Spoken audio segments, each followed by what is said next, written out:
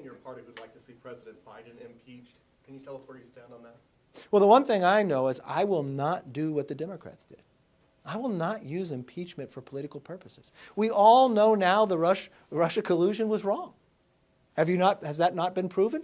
Even from, you found the FBI doing the research. The Justice Department came back. We now found what Adam Schiff said was a total lie. We now watch they use it purely for political basis. So we should never do that. So the one thing I know is I will never will. But the one thing about Congress, we have the right to have oversight. That means Republicans and Democrats alike. And if you watch what we've been able to do, you have an individual, an informant that the FBI still pays to this day.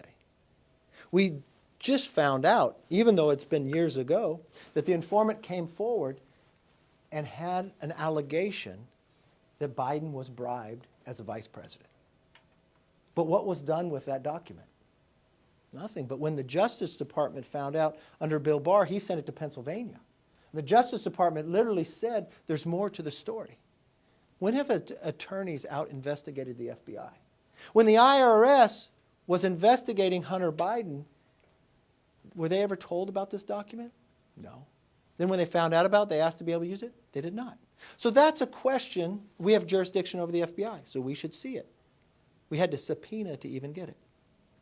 Then we have a president who said he's never had any dealings in his son's business. It's not just his son's business, it's not his family. In this allegation, they said they bribed the vice president, but you'll never find it because he did a lot of shell companies. We've now found from suspicious activities, which I assume nobody in here has ever gotten one in their banking, but we found the Biden family has had almost 200 of them, that they created 20 shell companies that they never told us about as VP, that the Biden family got 16 of the 17 payments from Romania while he was vice president. We now know the president has now backtracked that yes, China did pay his family, that yes, he did get on phone calls. So my place is, we need to, as a member of Congress on any side of the aisle, here's a question, here's an allegation, here's one thing that we found to lie. Now we've had IRS whistleblowers come forth and say they were treated differently. We've now found out that Weiss said he wanted a special counsel. The Attorney General said he'd give it to him but denied. He said they wanted to prosecute in 2 different districts.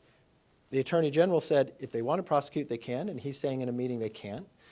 The individuals actually took notes of the meeting, sent them out to everybody. So now we've now found somebody is lying in this. The responsibility of the House is to investigate and find out who's lying. Now, if somewhere along the way someone has broken the law, that it has risen to an impeachment level, constitutionally you would have to follow through.